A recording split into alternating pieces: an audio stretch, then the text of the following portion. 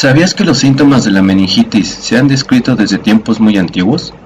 Pero no fue hasta 1828 que un cirujano llamado John Abercrombie le puso oficialmente nombre a esta enfermedad. Desde entonces se ha estudiado mucho, pero aún hoy sigue siendo un problema serio de salud.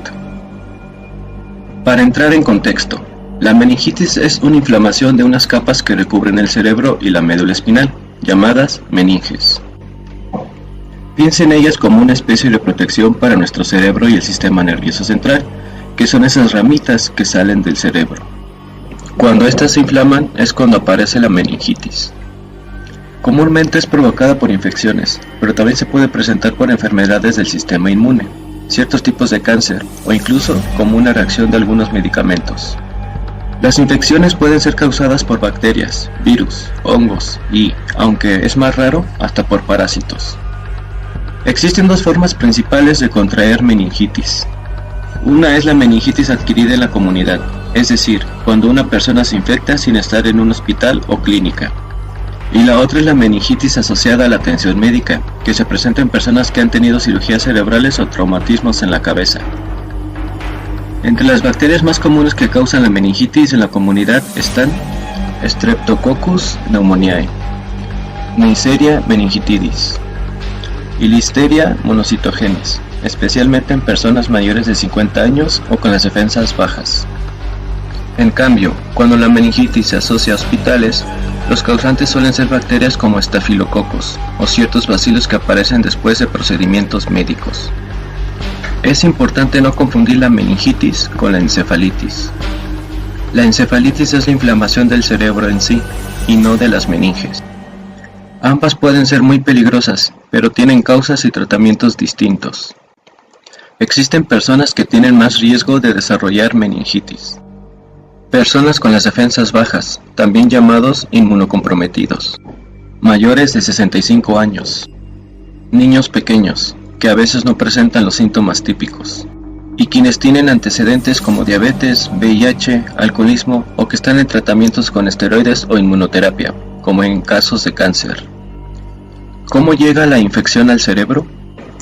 A través de la sangre, cuando las bacterias entran por la nariz o garganta, pasan a la sangre y de ahí llegan al cerebro. Por invasión directa, como cuando alguien tiene una infección cercana, como sinusitis u otitis, o ha tenido una cirugía o un golpe fuerte en la cabeza. En el caso de los virus, pueden llegar al cerebro por la sangre o incluso viajando por los nervios. Hay que tener cuidado con algunos factores de riesgo adicionales que van a aumentar la posibilidad de meningitis. Vivir en lugares con muchas personas, como cuarteles o residencias estudiantiles. No tener el esquema de vacunación completo. Tener el sistema inmune debilitado. Ser menor de 5 años o mayor de 65. Y por desgracia, el consumo excesivo de alcohol. Hoy día se cuenta con antibióticos y tratamientos muy avanzados, y aún así la meningitis todavía puede ser mortal, con una tasa de fallecimiento cercana al 25%. ¿Cómo se realiza el diagnóstico? El diagnóstico de la meningitis implica una combinación de evaluaciones clínicas y pruebas de imagen para identificar la inflamación de las meninges y determinar la causa subyacente. La correcta diferenciación clínica y etiológica deben guiar al diagnóstico. Valorar las características clínicas puede reconocer a las más específicas para meningitis, como es la tríada clásica de fiebre, rigidez del cuello y el estado mental alterado. Y pueden considerarse también la presencia de cefalea intensa, náuseas y vómitos, y con menos frecuencia, pero graves, convulsiones, déficits neurológicos y coma. Parte de la clínica de la meningitis es tener muy presente que no es un diagnóstico lineal y el cuadro típico, con tríada, no es lo más común. De la tríada será más frecuente hallar al menos 2 de 3, como fiebre y rigidez, además de otros signos normalmente no considerados como típicos, por lo que la mayor parte de los pacientes no tendrán cuadros completos, pues se trata de una sintomatología inespecífica, donde solo 1/3 a 44% de los casos tendrá un cuadro típico con la tríada de fiebre y rigidez. No está de más reiterar que una buena clínica, en base a la exploración física, con la búsqueda objetiva de signos meningios, pues la rigidez de nuca, Kernig, Brudzinski, Vinda, joint, integrado a una buena historia clínica interrogando antecedentes y signos de infección, conforma buena parte del diagnóstico que será sustentado con pruebas de laboratorio e imagen. Los labs, hemocultivo y punción lumbar para análisis de líquido cefalorraquídeo. La imagen, una resonancia magnética es de elección, ya que es más detallada y puede ayudar a identificar la causa, aunque también pueden usarse una tomografía que suele evidenciar la inflamación cerebral y una radiografía que puede ser útil en la búsqueda de infecciones extracraneales en tórax y senos paranasales que pudiesen asociarse a la meningitis. En el gran abordaje para el diagnóstico diferencial hay algunos aspectos clave. Las características del líquido cefalorraquídeo pueden distinguir la etiología de la meningitis. Un líquido cefalorraquídeo en meningitis bacteriana tendrá un aspecto turbio, plocitosis, glucosa disminuida por debajo de 40, un 50% menos en comparación a la sérica y lactato elevado. Al tratarse de una meningitis viral, el color es claro o ligeramente turbio, la glucosa es normal, proteínas elevadas, al igual que las células en rangos mayores a 10, aunque el parámetro es de 10 a 500. La meningitis tuberculosa es característicamente xantocrómica. Meningitis versus encefalitis o meningoencefalitis. La meningitis presentará elementos de su tríada, fiebre, rigidez, además de cefalea, mientras que encefalitis, siendo una inflamación del parénquima cerebral, también presenta cefalea y alteración del estado mental, incluyendo estado de confusión, convulsiones y debilidad muscular.